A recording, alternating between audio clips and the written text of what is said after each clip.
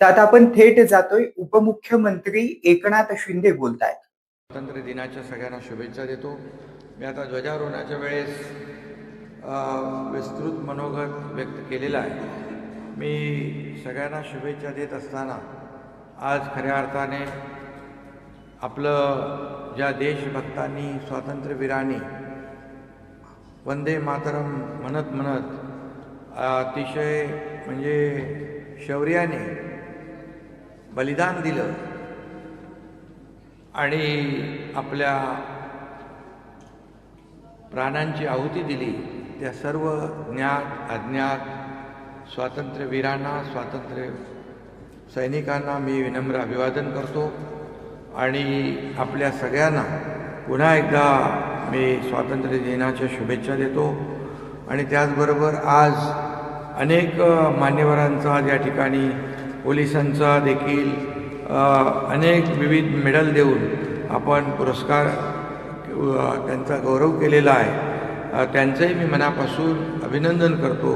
त्याचबरोबर विद्यार्थ्यांनी देखील चांगली कामगिरी केली आहे, त्या विद्यार्थ्यांचं देखील मनापासून मी अभिनंदन करतो. त्याचबरोबर आपल्या अधिकाऱ्यांनी देखील उत्कृष्ट काम केलं, त्यांचं देखील मी मनापासून अभिनंदन करतो. आणि सर्व आपल्या पोलीस आयुक्तांपासून पोलीस अधीक्षकांपासून अनेक पोलीस अधिकाऱ्यांना आज राष्ट्रीय मेडल मिळाले. त्यामध्ये सर्वच प्रकारची पदकं आपल्या ठाण्यातल्या अधिकाऱ्यांना आयुक्तांचं या ठिकाणी मिळाली. त्या सगळ्यांचंच मनापासून मी पुन्हा एकदा अभिनंदन करतो आणि सगळ्यांनाच पुन्हा एकदा मी मनापासून शुभेच्छा देतो. जलसंधारण दिनाची आपण शपथ घेतलेली आहे. मृद व जलसंधारण विभागाच्या वतीने माती वाचवा, पाणी वाचवा आणि पाणी अडवा, पाणी जिरवा ही जी काही शपथ आपण घेतलेली आहे, उद्याचं भविष्य सुरक्षित करा.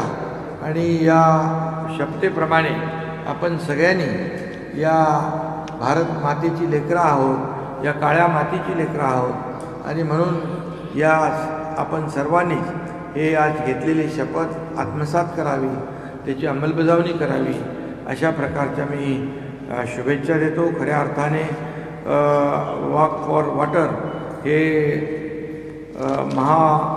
वॉकॅथॉन या स्पर्धाही आहे आणि खऱ्या अर्थाने ही महाराष्ट्र सरकार पाण्याचा एक एक थेंब वाचवण्यासाठी आणि उद्याचं भविष्य सुरक्षित करण्यासाठी अनेक योजना या ठिकाणी आपले विभाग करत आहेत. आणि त्यामुळे हे एल निनोसारखे जे काही प्रसंग या ठिकाणी आपल्यासमोर उद्याचं जे काही ग्लोबल वॉर्मिंग, क्लायमेट चेंज या ज्या काही समस्या आहेत, जी संकटं जी आहे संपूर्ण महाराष्ट्रावर नाही, देशावर नाही, जगभरातल्या लोकांवर आहे आणि त्यासाठी आपणही सज्ज राहिलं पाहिजे. आपलं कर्तव्य आपण पार पाडलं पाहिजे, अशी देखील आपल्याला मी विनंती करतो. आणि पुन्हा एकदा भारतीय स्वातंत्र्याच्या 80व्या स्वातंत्र्य दिनानिमित्त मी सगळ्यांना पुन्हा एकदा खूप खूप शुभेच्छा देतो. धन्यवाद. जय हिंद.